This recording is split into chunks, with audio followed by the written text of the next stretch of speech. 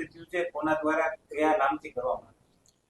હાલમાં જ રાજકોટમાં 24/8/2025ના રોજ એક ડિજિટલ અરેસ્ટ બાબતની ફરિયાદ દાખલ કરવામાં આવેલી છે, જેમાં દિનેશભાઈ દેલવાડિયા નામના ફરિયાદી છે, જે 69 વર્ષના કોર્ટમાંથી નિવૃત્ત ક્લાર્ક છે. તેમની સાથે લગભગ છેલ્લા 40 દિવસથી એક વોટ્સએપ કોલ તેમને આવેલો હતો. 8 જુલાઈ 2025ના રોજ તેમને સીબીઆઈ દિલ્હીથી એક વોટ્સએપ કોલ આવેલો હતો, જે ફેક કોલ હતો, અને તેમાં એમને કહેવામાં આવ્યું હતું કે આઈસીઆઈસીઆઈ બેંકના એક મેનેજર વિરુદ્ધ મની લોન્ડરિંગ અને ડ્રગ્સનો કેસ દાખલ થયેલો છે, જેમાં તે વ્યક્તિએ સુપ્રીમ કોર્ટમાં નિવેદન આપ્યું છે અને તેમાં તમારું નામ આપ્યું છે કે તમારા ખાતામાં એમણે 10% રૂપિયા ટ્રાન્સફર કરેલા છે. આથી તમને આજરોજ ડિજિટલ અરેસ્ટ કરવામાં આવે છે અને હવે તમે કોઈ પણ વ્યક્તિનો સંપર્ક નહીં કરી શકો, અને જો તમે પરિવારના કે અન્ય કોઈ સભ્યોને જાણ કરશો આ બાબતની, તો તમને અમારી ટીમ આવી અને ત્યાંથી અરેસ્ટ કરીને જતી રહેશે. આ રીતે તેમને સૌ પ્રથમ ખોટા કેસમાં ફિટ કરવા માટે ડરાવવામાં આવ્યા, અને ત્યારબાદ તેમને વિશ્વાસમાં લઈ અને 40 દિવસના સમયગાળા દરમિયાન તેમની સાથે અલગ અલગ વાતો કરી અને તેમને એવું જણાવવામાં આવ્યું કે તમારા પાસે તમારા ખાતામાં જે રૂપિયા પડ્યા હોય તેમાંથી 8 લાખ રૂપિયા તમે આ એક તમારા નામનું એકાઉન્ટ બનાવેલું છે આઈસીઆઈસીઆઈ બેંકનું, તેમાં દાખલ કરો. એ જ્યારે ફરિયાદીએ જમા કરાવ્યા તો પછી બીજા દિવસે તેમને ફોન આવ્યો કે તમારી પાસે જે તમારા બેંક લોકરમાં ગોલ્ડ પડ્યું છે તે ગોલ્ડ સામે ગોલ્ડ લોન લઈ અને તે રૂપિયા પણ આમાં જમા કરાવી દો. અને આમ કરતાં કરતાં તેમની પાસે ટોટલ 88,50,000 જેટલી રકમ અલગ અલગ ખાતાઓમાં લગભગ અલગ અલગ 8 ખાતાઓમાં દાખલ કરાવવામાં આવી. અને એ રકમ જમા થઈ અને એમને એવું કહેવામાં આવ્યું હતું કે જ્યારે એક વખત વેરિફિકેશન થઈ જશે અને આ ગુનામાં તમારી સંડોવણી પુરવાર નહીં થાય તો આ રૂપિયા તમને પરત આપી દેવામાં આવશે. પરંતુ જ્યારે ફરિયાદીને શંકા ગઈ કે આટલા બધા રૂપિયા નાખ્યા છે તેમ છતાં હવે મારો કોઈ કોન્ટેક્ટ નથી થઈ રહ્યો, ત્યારે તેમણે પરિવારમાં વાત કરી તો તેમને ખ્યાલ આવ્યો કે મારા જોડે સાયબર ફ્રોડ થઈ રહ્યું છે. આથી તેમણે સાયબર ક્રાઇમ પોલીસ સ્ટેશન ખાતે ગત રોજ 24/8/2025ના ગુનો દાખલ કરાવ્યો, અને ગુનો દાખલ થતાં જ મહેરબાન CP sir, joint CP sir તથા ડીસીપી ક્રાઇમ સાહેબની કડક સૂચના હતી કે આરોપીઓને તાત્કાલિક અટક કરવામાં આવે. એટલે જ્યારે સાયબર ક્રાઇમ પોલીસ સ્ટેશન અને સાયબર લેબની ટેકનિકલ ટીમે તપાસ કરી તો એમાં એક એકાઉન્ટ ભાવનગરનું આવતું.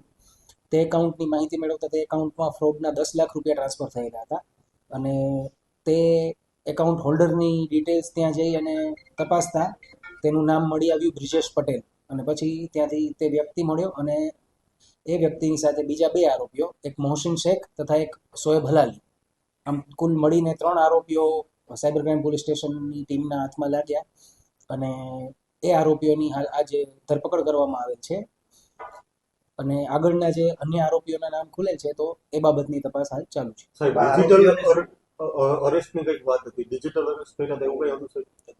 યસ, હા, આ ગુના ડિજિટલ અરેસ્ટ કરવામાં આવેલું છે. ખરેખર ડિજિટલ અરેસ્ટ નામની કોઈ વસ્તુ નથી, પરંતુ મારી નાગરિકોને એક અપીલ છે કે જ્યારે પણ તમને કોઈ વોટ્સએપ પરથી કોલ અથવા વિડીયો કોલ આવે અને તેમાં કોઈ વર્દીધારી પોલીસ ઓફિસર અથવા ઈડીના ઓફિસર કે સીબીઆઈના ઓફિસર બનીને કોઈ તમારી સાથે વાત કરે તો ત્યારે જ સમજી જવું કે આ એક ફ્રોડ કોલ છે અને તમને છેતરવા માટે આ પ્રકારનો કોલ કરવામાં આવે છે.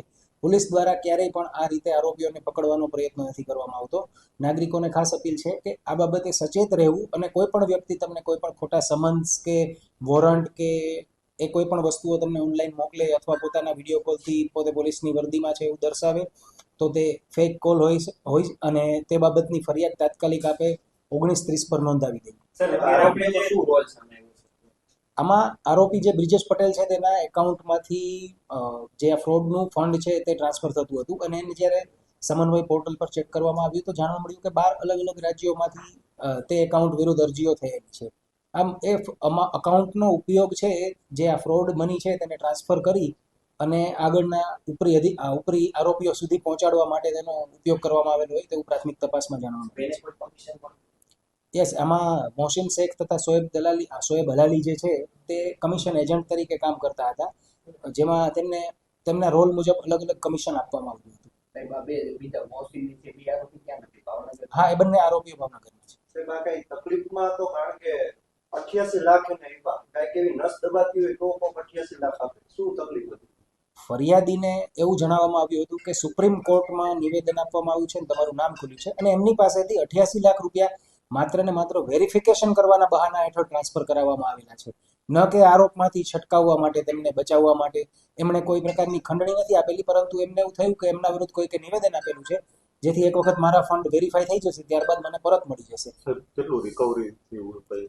હાલ અકાઉન્ટમાં અમાઉન્ટ ફ્રીઝ થયેલું છે અને બાકીનું આરોપીઓ પાસેથી રિકવરીનો પ્રયત્ન ચાલી રહ્યો છે. ટોટલ રિકવરીનું અમાઉન્ટ આવશે એટલે આપને જાણ કરવામાં આવશે. બીજા ખાતા ક્યાં છે? બીજા જે ફર્સ્ટ લેયરના 8 અલગ એકાઉન્ટ છે એ ભારતના અલગ અલગ 5 રાજ્યોમાંથી આવેલા છે, જેમાં એક વેસ્ટ બેંગોલ છે, મધ્યપ્રદેશ છે, મહારાષ્ટ્ર છે તથા 2 ઉત્તર ભારતના રાજ્યો છે. એમ અલગ અલગ રાજ્યોના છે. તેમની કેવાયસી ડિટેલ્સને બધી ટેકનિકલ માહિતી મળશે એટલે ત્યાંના આરોપીઓની પણ તપાસ કરવા માટે પોલીસની ટીમ રવાના કરવામાં આવશે. એક